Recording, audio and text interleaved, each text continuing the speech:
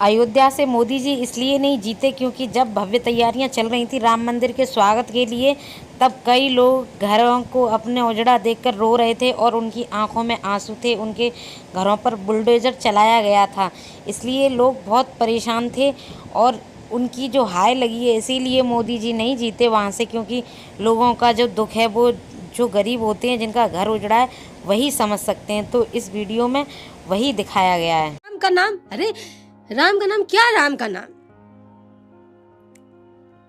इस तरह का अन्याय अत्याचार कितना, राम का नाम। हमारे पास एक रोटी नहीं खाने के लिए कौन सा राम का नाम आ गया हमको देने के लिए, ये जवाब दीजिए। तो आप लोगों का रोजी रोटी भी नहीं करने दिया जाए। कहाँ रोजी रोटी, यहाँ पे थे तो कमा लेते थे, अब चले जाएंगे दूर, कहाँ आ पाएंगे कमाने के लिए, खाने के लिए, क्या मुश्किल मुसीबत, ऐसी मुसीबत। हकीकत यह है कि घर तोड़ा जा रहा है लोगों का, ये सच्चाई है। हकीकत घर नहीं, उजाड़ दिया जा रहा है, उठा उठा के फेंक दिया जा रहा है। घर ही नहीं तोड़ा जा रहा है, उजाड़ उजाड़ के फेंक दिया जा रहा है। ये क्या सच्चाई है। अभी मैं जिस सड़क पर मौजूद हूँ ये अयोध्या का जाकर राम मंदिर मिलेगा। थोड़ा आगे जाएंगे आप लोग तो हनुमानगढ़ी मिलेगा और आगे चले जाएंगे तो लता मंगेशकर चौक यानी कि नया घाट आ जाएगा। रामपथ की कुल लंबाई 13 किलोमीटर है। इसके चौड़ीकरण के लिए कुल 2200 दुकानें, 800 मकान, 30 मंदिर, 9 मस्जिद और 6 मजार तोड़े गए। मकान था जिसे 1 साल पहले बुलडोज कर दिया गया। सुशीला देवी का कोई परिवार भी नहीं था जो उन्हें सहारा दे सके, इसलिए सुशीला देवी 2 महीनों तक फुटपाथ पर भटकती रही और अंत में वृद्धा आश्रम में रहने को मजबूर हैं। जब अपनी किस्मत के बाद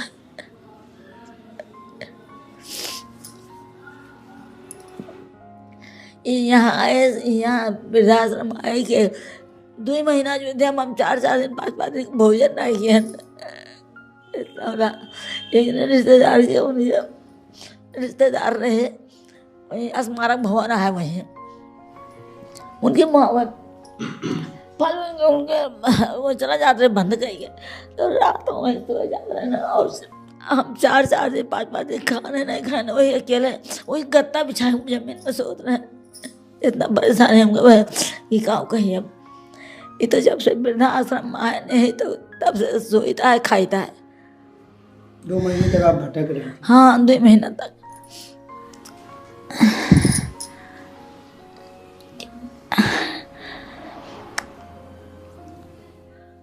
लेकिन मन में यही भावना है कि भगवान के शरण में रही, चरण में रही, न छूटे।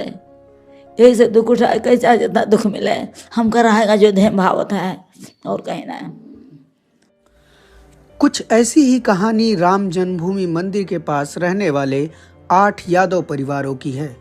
सुप्रीम कोर्ट के फैसले के बाद जब श्री राम जन्मभूमि तीर्थ क्षेत्र ट्रस्ट ने मंदिर निर्माण शुरू किया तो सबसे पहले इन्हीं लोगों के मकानों पर बुलडोजर चलाया गया। गीता यादव के परिवार को महज 25,000 रुपये मुआवजा दिया गया, तो वहीं राजन यादव के परिवार को 1 भी रुपए का मुआवजा नहीं दिया गया। लिहाजा गीता यादव अपने परिवार के साथ एक जर्जर से मकान में किराए पर रह रही हैं, तो वहीं राजन अपने परिवार के साथ झोपड़ी बनाकर रह रहे हैं। सबसे बात की भैया, सबके हाथ गोड़ सब जोड़े लेकिन कुछ किए ही नहीं गया हमारे सबके खिलाफ। सुनवाई कहीं नहीं हुई हमारी सबकी, और मुआवजा भी कुछ कुछ नहीं दिए गए।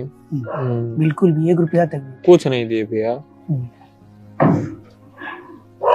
मुआवजा दिए होते तब तो ठीक रहता। बोले हमने सबको, तो बोले आप सबको घर दिया जाएगा, आपका घर लिया जा रहा है, साइन भी करवा ले कि हाँ ठीक है घर दिया जाएगा। और उसके बाद न्यूज में, पेपर में ये दिखा दिया गया कि इन लोग को देख लीजिए साइन किया गया है और मुआवजा भी दिया गया, पैसा भी दिया गया है, और हम सबको कुछ नहीं दिया गया। तो 2 साल हो गए आपके? हाँ 2 साल हो गए भैया, किराए पे इधर उधर रहते थे, अब अपना यही खरीदे, यही रह रहे हैं। तो 2 साल में हाँ। सरकार की तरफ से या विपक्ष की तरफ से कोई नेता या कोई मीडिया कर्मी आप लोगों के पास पहुंचा? कोई नहीं पहुंचा था।